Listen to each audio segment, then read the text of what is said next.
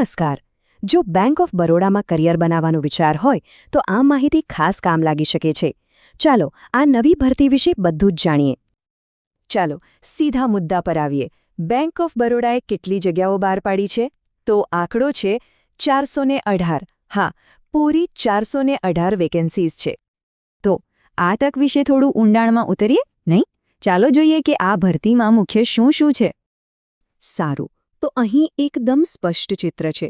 સંસ્થા છે bank of Baroda અને પદો મેનેજર, સિનિયર મેનેજર અને ઓફિસર, અને એ પણ આખા ભારતમાં ગમે ત્યાં.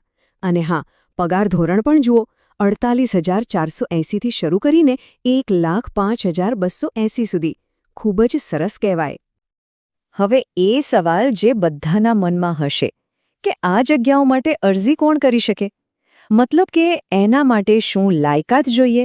ચાલો એના પર નજર કરીએ. મુખ્યત્વે આ ભરતી ટેકનિકલ ફિલ્ડના લોકો માટે છે, જેમ કે જેમને બીઈ, બીટેક, એમટેક, એમઈ કે પછી એમસીએ કરેલું હોય, અને એ પણ કમ્પ્યુટર સાયન્સ, આઈટી કે પછી ઇલેક્ટ્રોનિક્સ એન્ડ કમ્યુનિકેશન જેવા વિષયોમાં. તો જો આમાંથી કોઈ ડિગ્રી હોય તો આ એક સુવર્ણ તક છે. પણ એક વાત ખાસ ધ્યાનમાં રાખવા જેવી છે. અહીં જે લાયકાત બતાવી છે એ સામાન્ય છે દરેક પોસ્ટ માટે, એટલે કે મેનેજર માટે અલગ, સિનિયર મેનેજર માટે અલગ. એમ ચોક્કસ લાયકાત શું છે એ જાણવા માટે તો ઓફિશિયલ નોટિફિકેશન જ જોવું પડશે.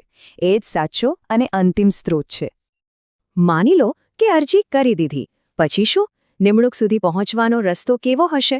ચાલો આખી સિલેક્શન પ્રોસેસને સમજીએ. આ કોઈ એક પરીક્ષાની વાત નથી. આખી પ્રક્રિયા ઘણા તબક્કાઓમાંથી પસાર થાય છે. સૌથી પહેલાં તો એક લેખિત પરીક્ષા આપવાની રહેશે. પછી આવે છે સાયકોમેટ્રિક ટેસ્ટ. એમાં પાસ થયા પછી ગ્રુપ ડિસ્કશન અને ઇન્ટરવ્યૂનો વારો આવશે. અને જો એ પણ પાર કરી લીધું તો પછી ડોક્યુમેન્ટ વેરિફિકેશન અને છેલ્લે મેડિકલ તપાસ થશે. એટલે કે દરેક તબક્કે ઉમેદવારની કસોટી થશે. બધું જાણી લીધું, પણ હવે મુખ્ય વાત, એપ્લાય કઈ રીતે કરવું? ચાલો ઓનલાઈન અરજી કરવાની આખી પ્રોસેસ સ્ટેપ બાય સ્ટેપ સમજીએ. ખૂબ જ સરળ છે. સૌથી પહેલાં તો બેંકની ઓફિશિયલ વેબસાઇટ www.bankofbaroda.bank.in પર જવાનું. ત્યાં કરિયર સેક્શન દેખાશે, એના પર ક્લિક કરો. પછી કરંટ ઓપોર્ચ્યુનિટીઝ પસંદ કરવાનું. ત્યાં નવી ભરતી દેખાશે. હવે પોતાને રજિસ્ટર કરીને એક આઈડી અને પાસવર્ડ બનાવી લો. એ આઈડી પાસવર્ડથી લોગિન કરીને અરજી ફોર્મ ભરી દેવાનું છે. પછી જે પણ ડોક્યુમેન્ટ્સ માંગ્યા હોય, જેમ કે ફોટો અને સહી, એ અપલોડ કરી દો. ઓનલાઈન જ એપ્લિકેશન ફી ભરીને ફોર્મ સબમિટ કરી દેવાનું. અને હા, છેલ્લે ભરેલા ફોર્મની એક પ્રિન્ટ કાઢીને સાચવી રાખવાની. ભવિષ્યમાં કામ લાગશે.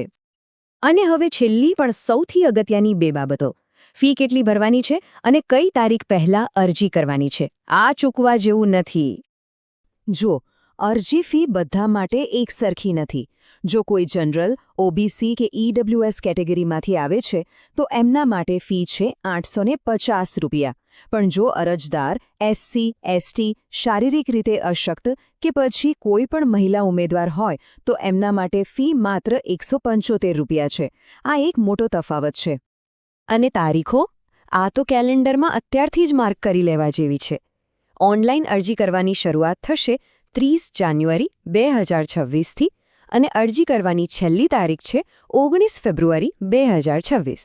એટલે કે બહુ લાંબો સમય નથી, તો છેલ્લી ઘડીની રાહ જોયા વગર ફોર્મ ભરી દેવું સારું.